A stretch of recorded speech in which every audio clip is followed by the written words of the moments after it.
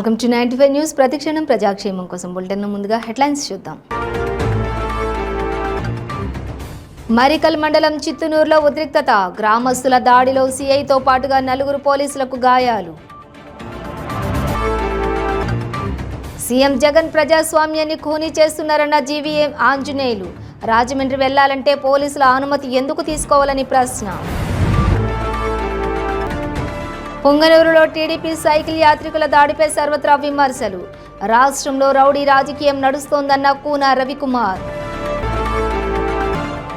మదనపల్లిలో పోలీసుల భారీ ర్యాలీ. ప్రతి ఒక్కరూ దేశం కోసం ప్రాణాలు ఇస్తారన్న సీఐ మహబూబ్ బాషా. ఇక డీటెయిల్స్ చూస్తే నారాయణపేట జిల్లా మరికల్ మండలం చిత్తనూరులో ఇథనాల్ కంపెనీ తరలింపు అంశంపై కొంతకాలంగా జరుగుతున్న ఆందోళన తీవ్ర రూపం దాల్చింది. పోలీసులు లాఠీచార్జ్ చేయడంతో ఆందోళనకారులు తిరగబడ్డారు. పోలీసుల వజ్ర వాహనం, ద్విచక్ర వాహనాలకు నిప్పు పెట్టారు. ఇక ఈ ఘర్షణలో సీఐతో పాటుగా 4 పోలీసులు, 6 ఆందోళనకారులు గాయపడ్డారు. చిత్తనూరు శివార్లోని ఏర్పాటు చేసిన జూరాల ఆర్గానిక్స్ ఫార్మర్స్ అండ్ ఇగ్రో ఇండస్ట్రీస్ను మూసివేయాలి అంటున్నటువంటి కొన్ని నెలలుగా కంపెనీ వ్యతిరేక పోరాట కమిటీ ఆందోళనలు చేస్తూ ఉంది. ఇటీవల కంపెనీ ఉత్పత్తి ప్రారంభించగా వ్యర్థాలు సమీపంలోని మన్నెవాగులో కలిసి చేపలు చనిపోతున్నాయని, ప్రజా ఆరోగ్యం కూడా, పంటలు కూడా దెబ్బతింటున్నాయంటూ ఆందోళనలు ఉధృతమయ్యాయి.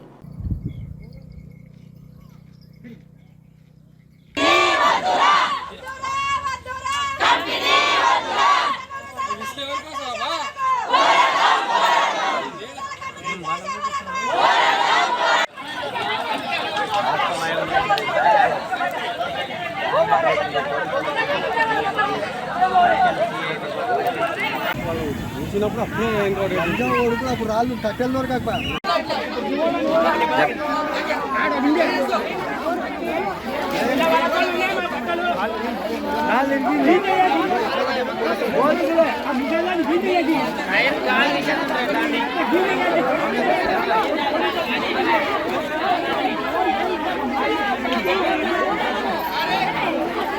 ప్రభుత్వ వ్యవస్థలను చిన్నాభిన్నం చేస్తూ సీఎం జగన్ ప్రజాస్వామ్యాన్ని ఖూనీ చేస్తున్నారని పల్నాడు జిల్లా టీడీపీ అధ్యక్షులు జీవీ ఆంజనేయులు అన్నారు. భువనేశ్వరికి మనోధైర్యం చెప్పడానికి రాజమండ్రి వెళ్లాలంటే పోలీసులు అనుమతి ఎందుకు తీసుకోవాలని ప్రశ్నించారు. ప్రజా సమస్యలు గాలికి వదిలేసి చంద్రబాబుపై ఇంకా కేసులు పెట్టాలని ప్రభుత్వం కుట్రలు చేస్తోందని విమర్శించారు.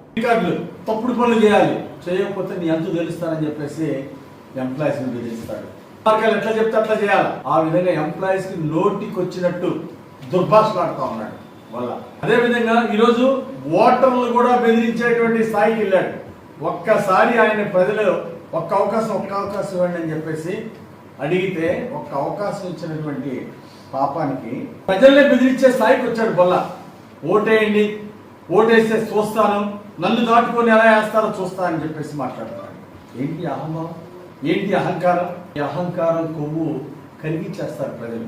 ఏదో రిగ్గింగ్ బెదిరించి అట్లా చేసి ఇటు చేసి ఏదో రిగ్గింగ్ చేయాలనో, దౌర్జన్యాలు చేసి గెలవాలనో అంటే తరంగా నీ తాతరం కూడా కాదు.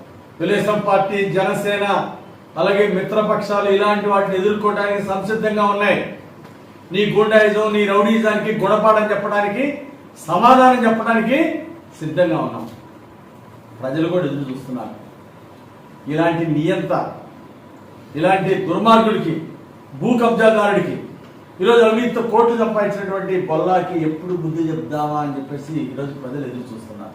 నువ్వేంటి, నీకంటే పెద్ద నియంతలు హిట్లరు అధికార దాహంతో లక్షల మంది ప్రాణాలు తీశాడు. అలాంటోడే ఉన్న ఇంట్లో ఆత్మహత్య చేసుకుని దిక్కులేని సాగు తెచ్చాడు. నీకు అలాంటి రోజు వస్తుంది, గుర్తుపెట్టుకో. ఇందిరాగాంధీ అంత తామే ప్రధానమంత్రిగా బతుకున్నంత కాలం ప్రధానమంత్రి చేయాలని చెప్పేసి ఎమర్జెన్సీ విధించింది. ప్రతిపక్ష నాయకులందరినీ జైల్లో పెట్టించింది. చేస్తే ప్రజలు ఏం చేశారో తెలుసా? గుర్తుంచుకో. అదే ప్రజలు చిత్తుగా ఓడించి ఇంట్లో కూర్చోబెట్టారు ఇందిరాగాంధీ. నువ్వెంత అహంకారంతో, అహంభావంతో మిడిచిపడుతున్నావు వల్ల నీ దౌర్జన్యాలు, నీ యొక్క రౌడీజాన్ని ఎదుర్కోవడానికి, సమాధానం చెప్పడానికి తెలుగుదేశం పార్టీ కార్యకర్తలు, పసుపు సైన్యం సిద్ధంగా ఉంది.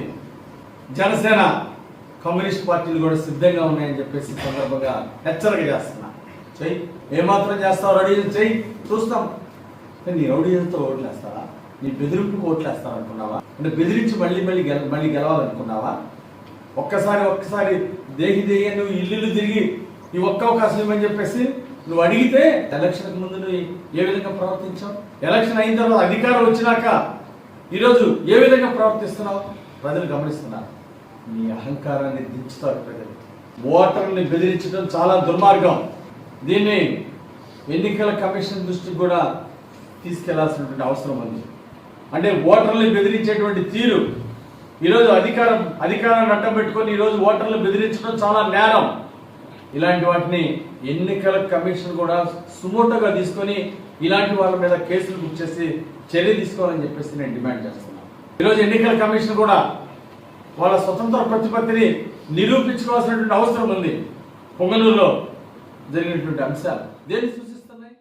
శ్రీకాకుళం జిల్లాకు చెందిన టీడీపీ సైకిల్ యాత్రికులపై పొంగనూరు వైసీపీ నేతలు దాష్టికంపై సర్వత్రా విమర్శలు వెల్లువెత్తుతున్నాయి.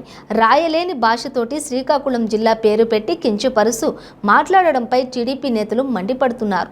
ఉత్తరాంధ్ర వెనుకబాటుపై ప్రత్యేకంగా దృష్టి సారిస్తామన్న వైసీపీ నేతలే అదే ఉత్తరాంధ్రలోని ప్రజలు జిల్లా పట్ల అమానుష వ్యాఖ్యలు చేయడంపై టీడీపీ నేత కూన రవి ఆగ్రహం వ్యక్తం చేశారు.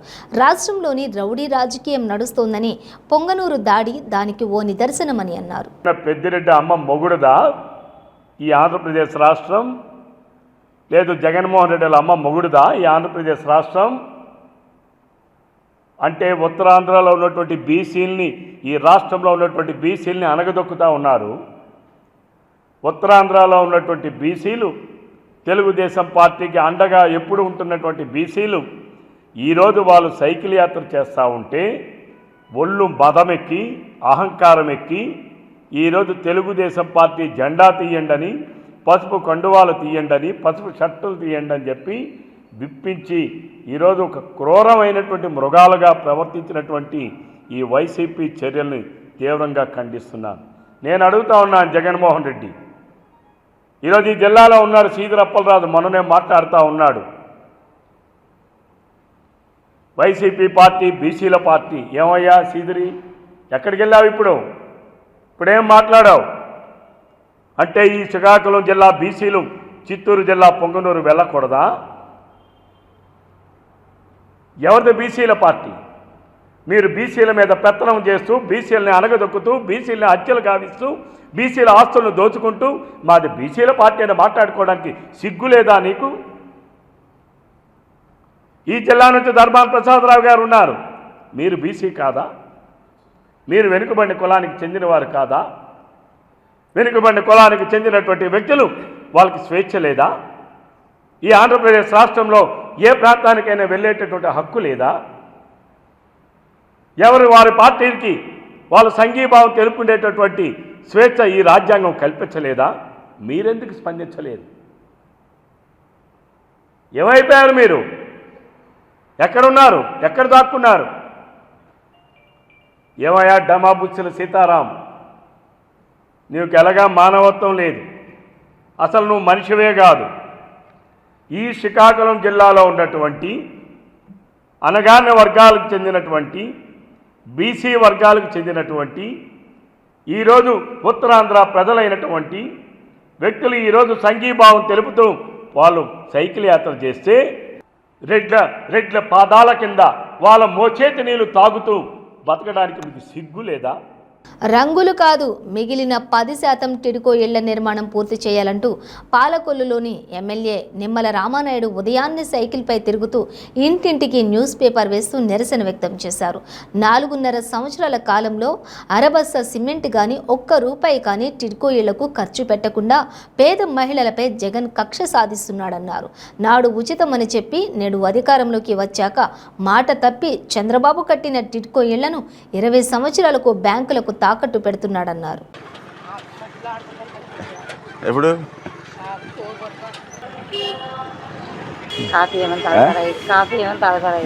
సంతోషం. కాఫీ అడిగారు మామ. Thank you. అంతా మీ ఆశీర్వాదం కదా. మీరందరూ మీరందరూ ఓట్లేసి గెలిపించారు కాబట్టి మీకు మేము సేవ చేయాలి.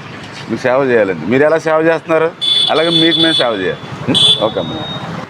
ఏంటి ఇప్పుడు ఏం చెప్తాం, ఇప్పుడు 4 సంవత్సరాలు అయింది బాబా టిట్కో ఇల్లు. ఒక అరబస్తా సిమెంట్ వేయాల, ₹1 పెట్టలా.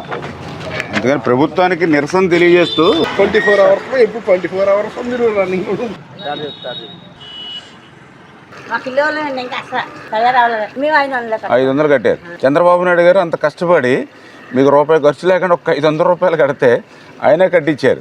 ఈ 4.5 సంవత్సరాలు ఎప్పుడో ఒక అరబస్తా సిమెంట్ వేసి పనిచేశారు అక్కడ.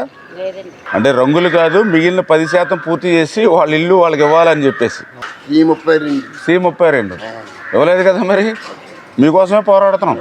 మా కోసం మీరు కష్టపడుతున్నారు, అంత మెచ్చుకోవాలని. Thank you. ఒక ఎమ్మెల్యే ఇంటింటికి తిరిగి సైకిల్ మీద పొద్దుటే పేపర్ వేస్తున్నాడు అని అంటే, ఇదిగో ఇటువంటి పేదవాళ్ళు ఎవరైతే ఉన్నారో వాళ్ళ ఇంటి కష్టాలు, వాళ్ళ అద్దె కష్టాలు ముఖ్యమంత్రి గారికి తెలియజేయాలండి. మీకు రాలేదా? మీరు ఎంత కట్టారు? ₹500 కట్టారు. మరి ₹500 ఎప్పుడు ఉంటుందండి ప్రజల్లో. పేదల మహిళల సొంతింటి కళ నెరవేర్చాలని ఆ రోజు పాలకులలో 7,149 ఇళ్ళు మంజూరు చేసి 90% మేము ఇల్లు నిర్మాణాన్ని పూర్తి చేస్తే, మిగిలినటువంటి 10% ఈ 4.5 సంవత్సరాల్లో పూర్తి చేయక మేం కట్టినటువంటి ఇళ్ళకు వాళ్ళు రంగులు వేయడం తప్ప ఈ 4.5 సంవత్సరాల్లో గిద్దెడు పని కూడా ఆ టిట్కో ఇళ్లలో ఈ ప్రభుత్వం చేసినటువంటి పరిస్థితి ఏదైతే లేదో, ఆ ఇంటి బాధలు, ఆ అద్దె బాధలు, ఆ మహిళల కన్నీళ్ళు ఆ ముఖ్యమంత్రికి తెలియజేయాలనే ఉద్దేశంతో ఉదయాన్నే లేచి ఇంటింటికి సైకిల్ మీద తిరుగుతూ, ఇంటింటికి పేపర్ వేస్తూ తాడేపల్లి రాజప్రసాదంలో ఉన్నటువంటి జగన్మోహన్ రెడ్డి గారిని నిద్రలేకపోయేటువంటి విధంగా మరి యొక్క టిట్కో ఇళ్ల లబ్ధిదారుల పక్షాన్ని నిరసన వ్యక్తం చేస్తూ ఈవేళ మరి ఏదైతే 7వ వార్డు, 8వ వార్డు, అదేవిధంగా 10వ వార్డులో ఇంటింటికి తిరిగి పేపర్ వేయడం జరుగుతూ ఉంది. ఖచ్చితంగా ఏదైతే ఆ ఇళ్ల లబ్ధిదారుల్ని ఆ ఇంట్లోకి తీసుకెళ్లేంత వరకు కూడా అన్న మాట ప్రకారం బ్యాంకులకి తాకట్టు పెట్టకుండా ఉచితంగా ఇచ్చేంత వరకు కూడా ఆ ఇంటి లబ్ధిదారులకు అండగా ఉంటాం, తోడుగా ఉంటాం. అందరినీ కూడా ధైర్యంగా ఉండమని కూడా తెలియజేస్తూ ఉన్నాం. పోలీసులు ప్రతి ఒక్కరు కూడా దేశం కోసం ప్రాణాలు ఇస్తారని సీఐ మెహబూబ్ బాషా సత్యనారాయణ తెలిపారు. పోలీసుల అమరవీరుల దినోత్సవం సందర్భంగా మదనపల్లి స్థానిక అంబేద్కర్ సర్కిల్ నుండి భారీ ర్యాలీ నిర్వహించారు. ఈ సందర్భంగా సీఐలు మాట్లాడుతూ పోలీసులు ఎందరో విధి నిర్వహణలో ప్రాణాలు కోల్పోయారని, దానికి గుర్తుగా అక్టోబర్ 21 నాడు అమరవీరుల దినోత్సవాన్ని జరుపుకుని వారిని స్మరించుకుంటున్నామని అన్నారు.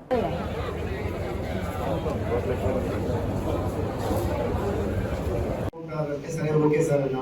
So thank you very much for all you people.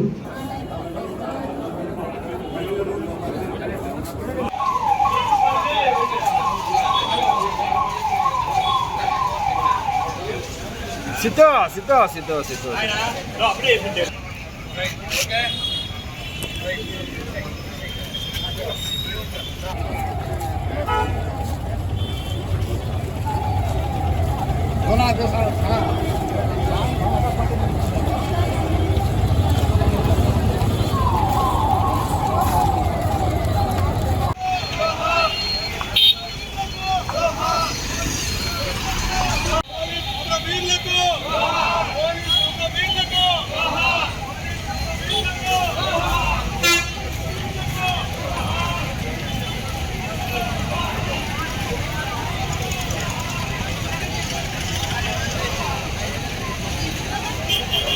ఈరోజు మదనపల్లి డిఎస్పీ గారి మరియు ఎస్పీ గారి ఉత్తర్వుల మేరకు పోలీస్ కమర్మేషన్కి నిర్వహిస్తున్నాము.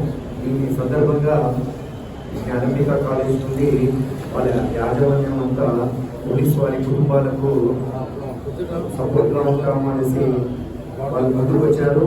సో వీళ్ళతో కలిసి మేము ఈరోజు ర్యాలీని నిర్వహిస్తున్నాము. ర్యాలీ మెయిన్ ఉద్దేశం ఏంటంటే, ఎవరైతే చనిపోయారో, ఢిల్లీలో చనిపోయారో, భారతదేశంలో ఎవరైనా కానీ సెంటర్ టు స్టేట్ వరకు ఎవరైతే పోలీస్ పర్సన్స్ ఢిల్లీలో చనిపోయారో వాళ్ళను మేము స్మరించుకుంటూ వాళ్ళ కోసం, వాళ్ళ ఫ్యామిలీస్ కోసము మేము ఉన్నాము అనేసి చాటి చెప్పడానికి. నెక్స్ట్ వచ్చేసి పోలీసులో ఎలా ఉంటుందంటే, ఎక్కడో పంజాబ్ రాష్ట్రంలో అజిత్ సింగ్ అనే వ్యక్తి డ్యూటీలో ఉన్నప్పుడు కొంతమంది జగనన్న ఆరోగ్య సురక్ష కార్యక్రమం ప్రజలందరికీ ఎంతో ఉపయోగకరంగా ఉంటుందని, ఈ కార్యక్రమాన్ని ప్రజలు సద్వినియోగం చేసుకోవాలని స్వచ్ఛ ఆంధ్ర కార్పొరేషన్ చైర్పర్సన్ దేవసేన తెలిపారు. గూడూరు పట్టణంలోని సంయుక్త నగర్లోని ఆరోగ్య సురక్ష కార్యక్రమంలో భాగంగా వైద్య శిబిరం నిర్వహించారు. దేవసేన మాట్లాడుతూ నిపుణులు ప్రజలకు అందుబాటులో వైద్య శిబిరంలోని ఉంటారని, ప్రజలందరినీ పరీక్షించి వారిలోని ఏమైనా ఆరోగ్యపరమైనటువంటి సమస్యలు ఉంటే వారికి అవసరమైనటువంటి చికిత్సను వెంటనే అందించడం జరుగుతుందని పేర్కొన్నారు.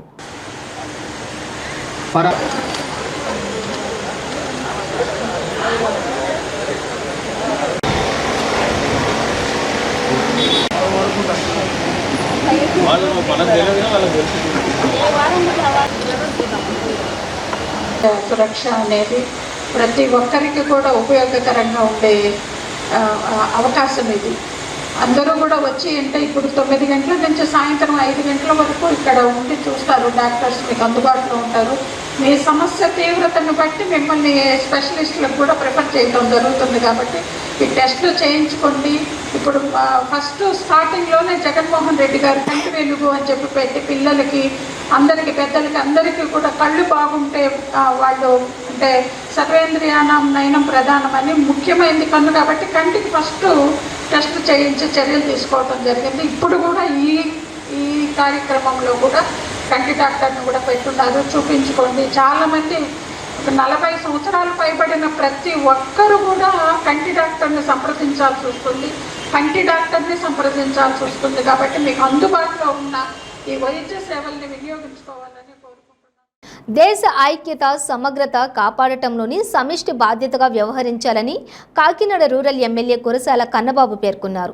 ఆజాదీ కా అమృత్ మహోత్సవ్లో భాగంగా జిల్లా నెహ్రూ యువ కేంద్రం ఆధ్వర్యంలోని ఒకే భారతం ఒకే శ్రేష్ఠ భారతం నినాదంతో నా మట్టి నా దేశం కార్యక్రమాన్ని కాకినాడ రూరల్ మండలం పరిషత్ కార్యాలయంలో నిర్వహించారు.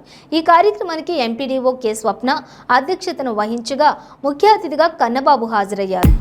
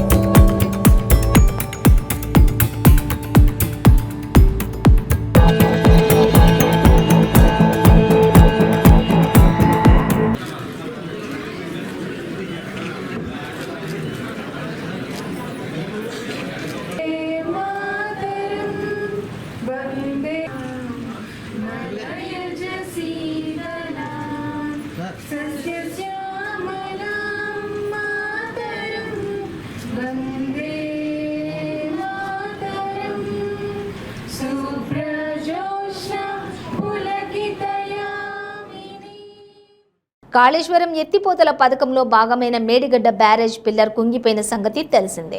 రాకపోకలు సాగించే ఆ బ్యారేజీపై ఓ పిల్లర్ కింగటంతో తీవ్ర ఆందోళన కలిగించింది. బ్రిడ్జిపై రాకపోకలు నిలిపివేశారు. ఈ ఘటన రాజకీయంగా తీవ్ర దుమారం రేపింది. కాళేశ్వరంలో కూడా అవినీతి జరిగిందనడానికి ఇదే నిదర్శనమని విపక్షాలు అధికార బీఆర్ఎస్పై దుమ్మెత్తిపోశాయి. ఈ నేపథ్యంలోనే ఇంజనీర్ ఇన్ చీఫ్ వెంకటేశ్వర్లు స్పందించారు. మేడిగడ్డ బ్యారేజ్ 20వ పిల్లర్ కుంగిన విషయం వాస్తవమేనని అన్నారు. అయితే బ్యారేజ్కి ఎలాంటి ప్రమాదం లేదని స్పష్టం చేశారు. ఈ ఘటనపై నిపుణులతోటి పర్యవేక్షిస్తామని వెంకటేశ్వర్లు తెలిపారు. కుంగిపోయినటువంటి పిల్లర్ను 45 రోజుల్లో పునర్నిర్మిస్తామని చెప్పారు. ప్రాజెక్టుకు సంబంధించి 5 ఏళ్ల వరకు L&T కంపెనీదే నిర్వహణ బాధ్యత అని కూడా వివరించారు.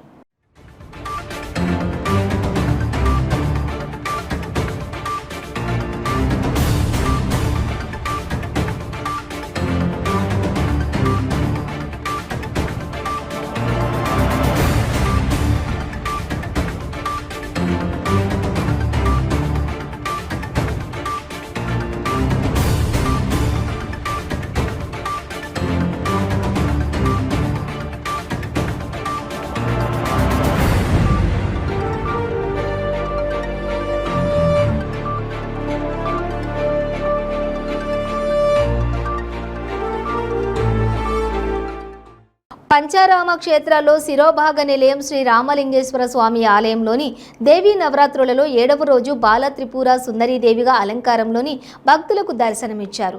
అలంకారాలను యలమంచిలి మండల అధ్యక్షులు పొత్తూరి బుచ్చిరాజు, జనసేన నాయకులు చేగుండి సూర్యప్రకాష్ ప్రారంభించారు. ఈ కార్యక్రమంలో trust board chairman Korada Srinu, EO Yala Suryanarayana తదితరులు పాల్గొన్నారు.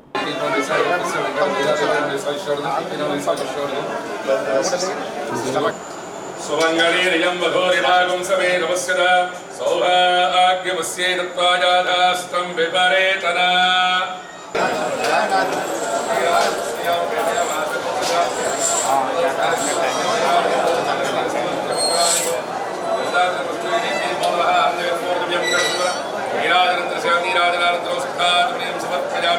నమః పార్వతీ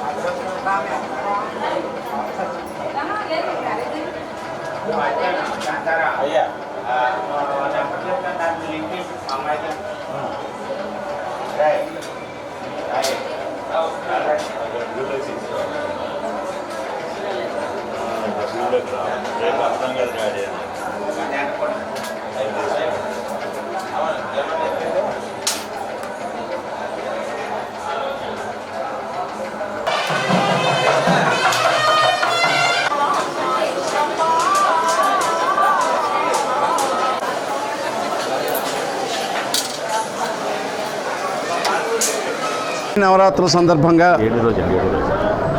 ఈరోజు పాలకొల్లు పంచారామ క్షేత్రమైనటువంటి మహాశివుని వారి యొక్క ఆశీస్సులతోటి 7వ రోజు కార్యక్రమంలో భాగంగా ప్రతిరోజు కూడా అమ్మవారికి ఒక ప్రత్యేకమైన అలంకారం చేస్తున్నారు.